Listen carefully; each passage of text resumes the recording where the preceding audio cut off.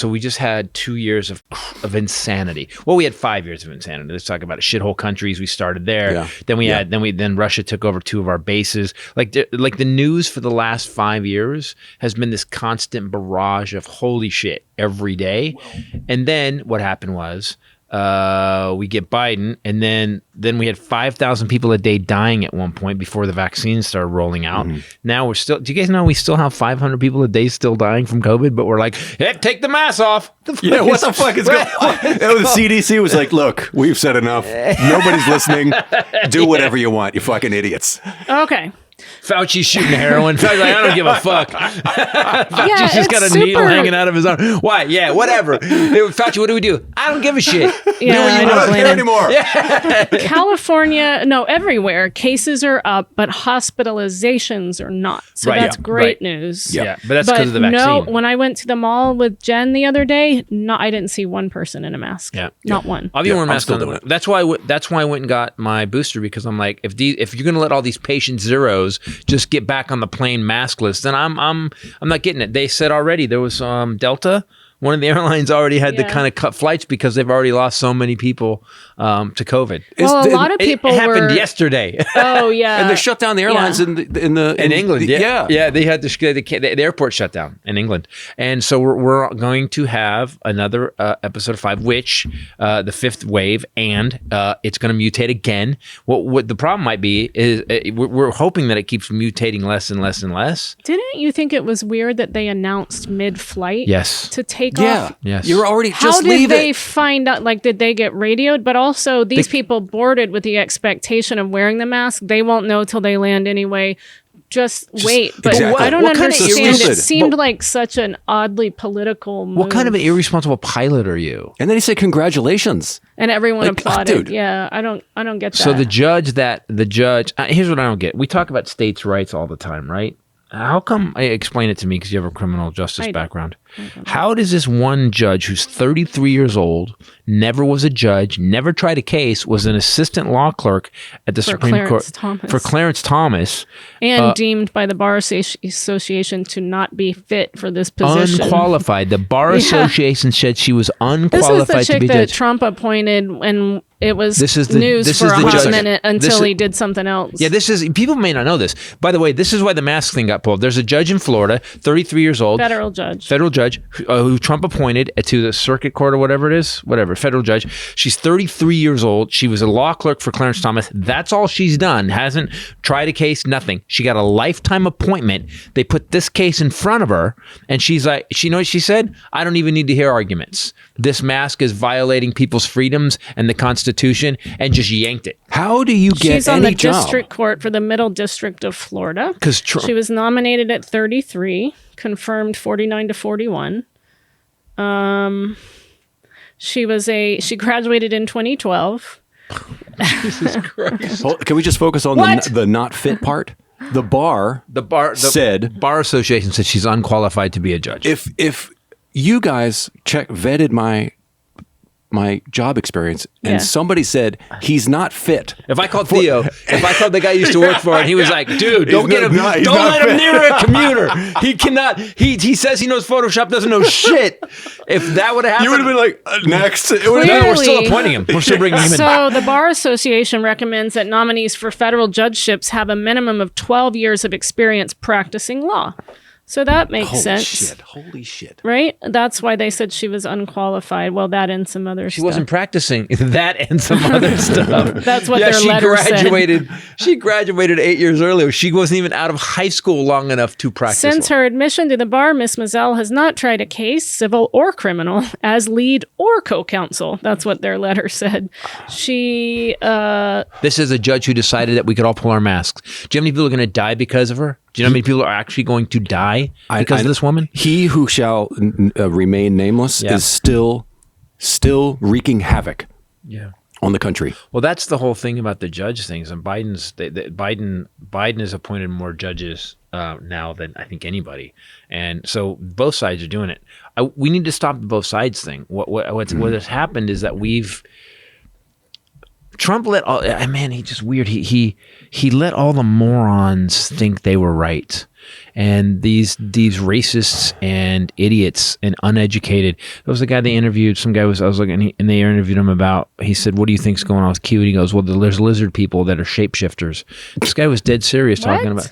This guy was dead serious. Said to you? No. This guy was an interview on YouTube, and he was interviewing at a Trump rally. And he goes, "They're shapeshifters."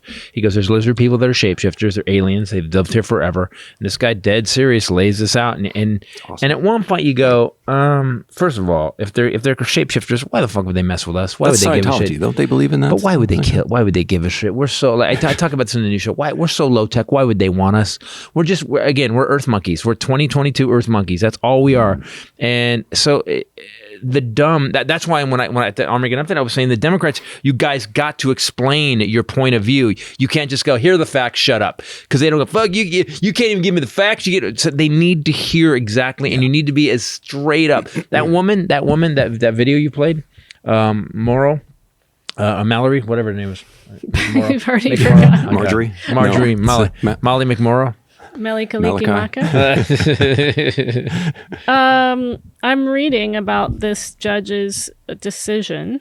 Right. It's a lot of lawyers, people in the Justice Department, by the way, we are appealing it, say that it's so poorly reasoned that it is difficult not to suspect that it was written in bad faith.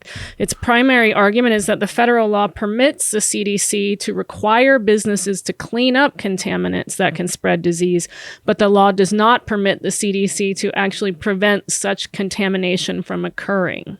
What? They said that she takes great liberties with the statutory text. Logo? Like, yeah, protect. It's literally in the picture. There's a guy with a hand washing thing and a mask going like this. He's got his hand up like, no. Yeah. Well, Centers for Disease Control. So, it's in the name. There is a federal law that empowers the CDC to, here's a direct quote, make and enforce such regulations as in its judgment are necessary to prevent the introduction, transmission, or spread of communicable diseases. So it flat out says it. So it flat out says, literally, you just described what the CDC can do, and she said, no, they can't. So here's the problem. So what she did, so the law is broadly worded. It specifically gives the CDC the power to enact sanitation regulations that protect public health. Mizell, the judge, gets around the law's broad wording by defining the word sanitation very narrowly and misreading the other portions. What about cleaning the air? Statute. That's wearing a mask is you're sanitizing. You're keeping the air clean. I think she's going to lose an appeal. Yeah, of course. But here's the problem, and here's why I think we're all nuts right now. So she's got a lifetime appointment. We can't fix that. No. Like doesn't it feel? Nobody got that when he was in office. He appointed more judges, I think, than anybody. Biden's passed him now, but yeah, he could barely. He never filled most positions in the government, and if he did, they were acting. Even his cabinet members. Were there for a week. But judgeships, he packed. Ivanka and Jared. She sold shoes. She had a clothing line, and she was one of his main advisors. But here's where here's where I think the craziness is coming from. Between Putin, between this kind of stuff where we can't get rid of this judge, between between the pandemic and everything, don't you feel like we're totally out of control? Like we have no control at all over any of this? 25-pound bags of rice. I don't care. You can control your rice intake. That's right. Okay. So she quotes the dictionary, a couple of definitions of sanitation. This is fascinating. Mizell refuses to give the word sanitation its ordinary meaning in her ruling. It was 59 pages, instead claiming that this word's meaning must be limited to measures that clean something, not ones that keep something clean. That's how she defined, and that very little. Way to err. Do you know how many legal scholars would just laugh in her face at that? That's crazy. So she's arguing that we could go in the streets with fire hoses like China did, right, and bleach or whatever, and shoot every house, right? Lock people in their houses. You can't have people wear masks to keep it clean once you've taken measures to clean it. You know, the good news is about this is that the problem is lifetime appointment. Can we impeach her? This is the thing, and that's what's making us mad about. We saw on television that Trump tried to end the government. We saw it. We watched it, and no, you didn't. And fake news. Nothing's not the truth. Stop it. There's nothing, and nothing has happened. Nope. They have all this information. They keep saying we're having public hearings. Ginny Thomas, the wife of a Supreme Court justice, paid for buses. Whose husband was the only dissenting opinion out of a heavily Republican Supreme Court about forcing getting emails. Yeah, forcing them to for Meadows to give up the emails. Yes. And so here's the problem. We all are like it's almost like every day we saw what happened. We know what happened. Could you imagine if a Democrat had paid for buses full of people to attack the Capitol and actually was talking to Obama's chief of staff about turning over the election? Obama would be in jail now. They would have actually done something. They would have said, "I'm sorry, and I resign." They would have been like a Democrat. Would have, they would have out Franken all the way home. They'd have pulled the old Franken. By the way, you're going to need to be in shape for the